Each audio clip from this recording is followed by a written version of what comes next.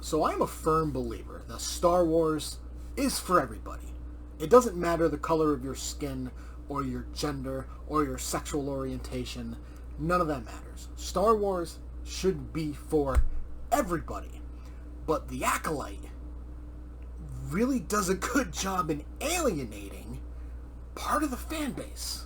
You've got your main star, Amandla Stenberg, saying just stupid shit like this. Well, I mean, white people crying actually was the goal. Even meant as a joke. It's a really dumb comment. You've got the creator of the show saying things like this. I think it's canon that R2-D2 is a lesbian.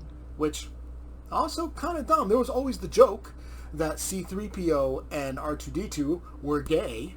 And that's been a joke ever since the first movie in 1977. But, like, even now, it's dumb. They're robots. How do robots have sexual orientations? But one of the things that really just kind of annoyed me and immediately put me at very low expectations for this show were comments by, hang on, Charlie Barnett. When he said this.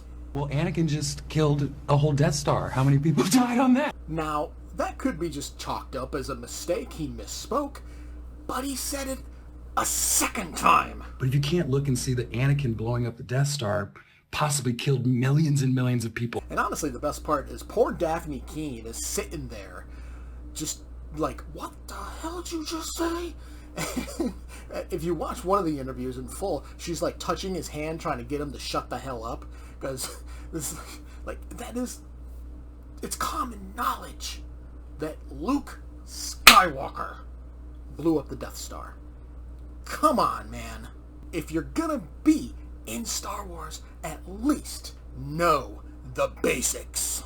So the Acolyte, this is going to feature probably a few spoilers here and there, but I figure you've either watched the show and you're not going to care, or you've seen all the hate and you're not going to watch the show and you don't care either. So there's going to be some spoilers, so fair warning. The story of the Acolyte is actually kind of interesting, but I feel like it was executed so poorly that it's just, I didn't care. I didn't care, like, at all. Even the final episode, it leaves it massively open-ended.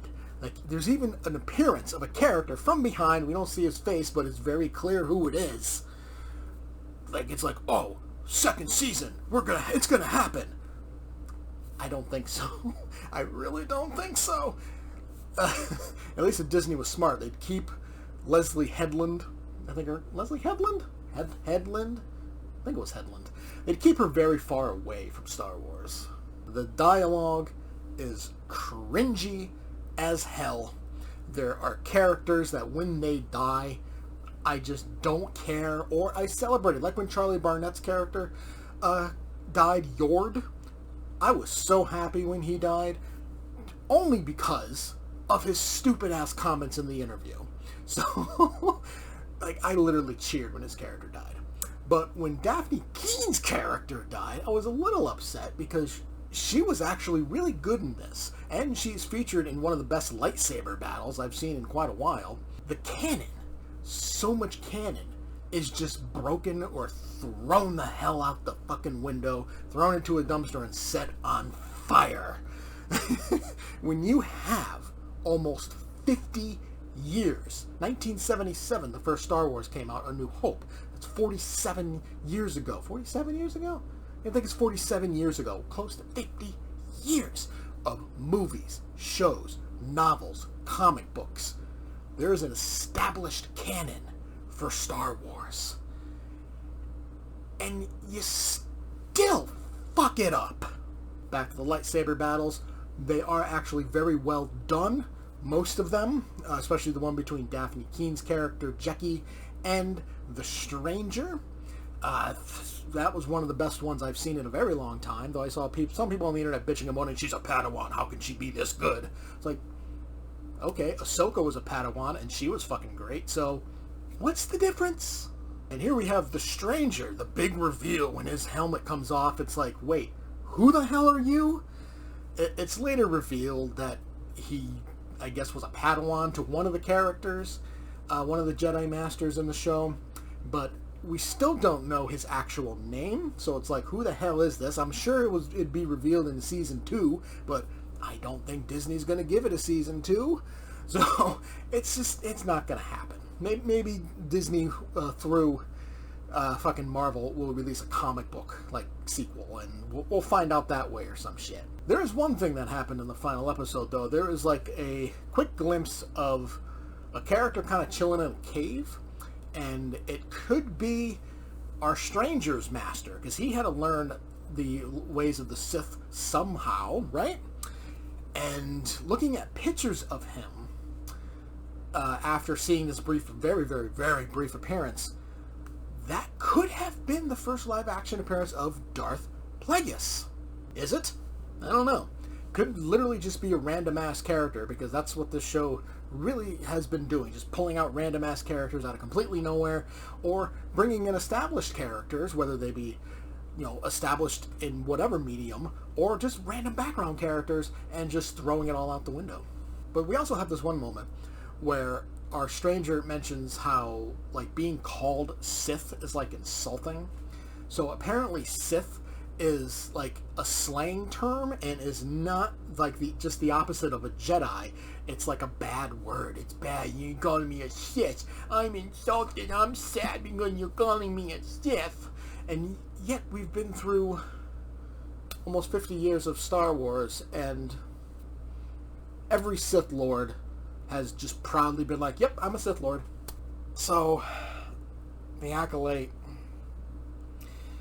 really all this has going for it is some great lightsaber battles. That's it, because the story is kind of clunky, a bit nonsensical at times. The acting, it's okay. Like, there's moments and there's some people who are actually really good, but then there's other moments where it's like, good God, is this the writing or is this the acting? It's hard to tell. So, I don't know, man. I'm down for new Star Wars, different Star Wars, and telling stories we haven't seen before. But when you don't execute it properly, it really puts a giant damper on the franchise. So because of the great lightsaber battles, I'm not going to fail the Acolyte, but I'm still going to give it a D-. Did you enjoy the review? Make sure to hit that like button and subscribe to get notified when more reviews go live. Feel free to leave a comment to discuss your thoughts on the movie or show, and I will see you next time.